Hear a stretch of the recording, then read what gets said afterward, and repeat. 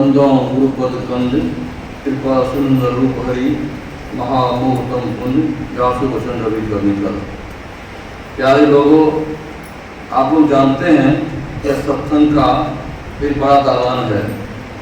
सत्संग के लिए यह दालान बनाया गया है, लेकिन सत्संग क्या महिमा है तो गोस्वामी तुलसीदास जी महाराज कहते हैं, यही सत्संग निज अंग श्री रंग भवभंग कारण शरण सुधारी। तो ईश्वर से प्रार्थना करते हैं कि हे राम, हे ईश्वर, मुझको सत्संग दीजिए, क्योंकि सत्संग आपका निज अंग है। सत्संग से ही संसार से आने जाने का दुख नष्ट होता है। केवल आने जाने का दुख नष्ट होता है इतना ही नहीं, बल्कि मति कीरति गति भूति भलाई जब जही जतन जहाँ जही पाई सो जानव सत्संग प्रभाव लोगों वेदन आन पाओ। तो बुद्धि, यश, मोक्ष, ईश्वर और शीलता ये सब सत्संग से प्राप्त हो जाते हैं। क्योंकि ये पांचों सद्गुण रहें, वे संसार में दुख में नहीं रहेंगे, वे सर्व प्रिय हो जाएंगे। किसी भी देश का शासक इन सद्गुणों को धारण करने वाले को प्रिय नहीं कर सकता।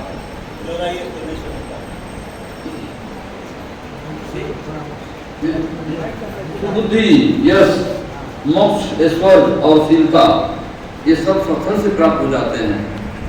जिनको ये पांचों सद्गुण रहें, वे संसार में दुख में नहीं रहेंगे, वे सर्व प्रिय हो जाएंगे। किसी भी देश का शासक इन सद्गुणों को धारण करने वाले को अप्रिय नहीं कर सकता। अपना देश तो आध्यात्मिकता के गुण का घर ही है।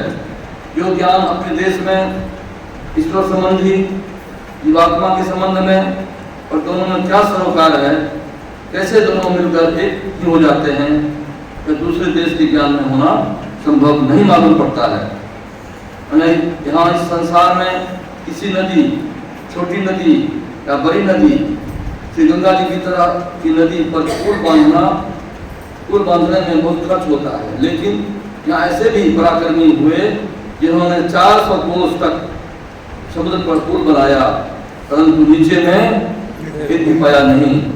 ऐसे श्री राम भगवान थे और अपने एक कृपा कटाक्ष से समुद्र के अंदर द्वारकापुरी बना दे, ऐसे भगवान श्री कृष्ण थे।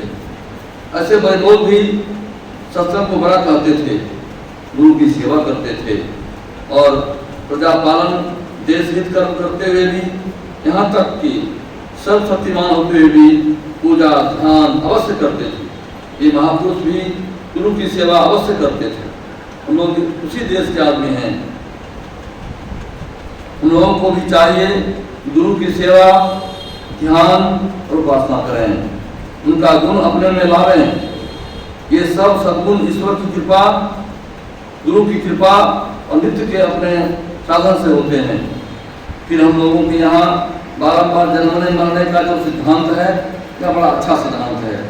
इसमें कहा गया है कि सद्गुण धारण, सत्संग सेवन और ईश्वर उपासना का जो कोई विद्याभ्यास करते हैं, उनमें अभ्यास का संस्कार पड़ जाता है और वह संस्कार दूसरे जन्म में खींचता है, ऊपर को उठाता है, एवं प्रकार ऐसे दर्जे पहुंचा देता है जिसके बाद कोई दर्जा नहीं, अर्थात ईश्वर तक पहुंचा देता है। जब तक वे जीवित रहते हैं जीवन मुक्त कहलाते हैं और शरीर छोड़ देते हैं तो परम मोक्ष को पाते हैं। लेकिन चाहिए कि नित्य कुछ न कुछ ईश्वर का भजन करते रहें, ईश्वर पर विश्वास रखें। ईश्वर को कोई देखते नहीं, लेकिन ईश्वर हैं अवश्य। सूर्य अपने पथ पर चलते हैं, तारे अपने पथ पर चलते हैं। इन सबों को अपने अपने पथ पर चलाने वाले शासक कोई अवश्य हैं। जो उनको पथ पर चलाते हैं वे ईश्वर हैं। इस मानव शरीर को देव दुर्लभ शरीर कहा गया है। इसको पाकर अपने को देवता के पद से ऊपर ले जाना चाहिए। वह पद वही है जो ईश्वर का पद है। उसी ईश्वर के अंश में है जिसकी प्रत्यक्षता हो जाती है। साधन भजन जो नित्य नियम से करते रहेंगे, उनको इसी तरह की प्रत्यक्षता हो जाएगी। यह ज्ञान मुझे कहाँ से? सत्संग से। बड़ा अच्छा करते हैं आप लोग, घर का काम छोड़कर प्रति रविवार यहाँ आ जाते हैं। आशा है अपने घरों में भी आप सत्संग करते होंगे।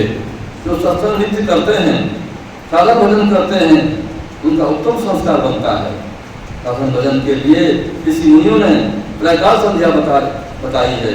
प्रातःकाल ब्रह्मलोक में, दोपहर में स्नान के बाद और संध्या काल में। कोई प्रेमी होते हैं तो दोपहर रात में भी करते हैं। इस तरह भक्ति का बीज जम जाता है। भक्ति बीज दिन से नहीं, जो जुड़ गया अनंत उस बीज जन्म तो संत को संत। भक्ति बीज बढ़ते नहीं। आज को जो चोर कंचन जो रिश्ता परिवर्तन का बोल संत को साहब ये समझना चाहिए। नित्य सत्संग करना चाहिए, नित्य साधन भजन करना चाहिए, गुरु का संग करना चाहिए, उनके वचन का जीवन भर निर्वाह करना चाहिए। श्री सद्गुरु महाराज की जय। के अपने वचन कृपा खड़ाश्रम भागपुर में सत्संग, भागपुर के सत्संग हॉल में दिनांक 22/6/1980 ईस्वी को साप्ताहिक सत्संग के अवसर पर हुआ था। श्री सद्गुरु महाराज की जय।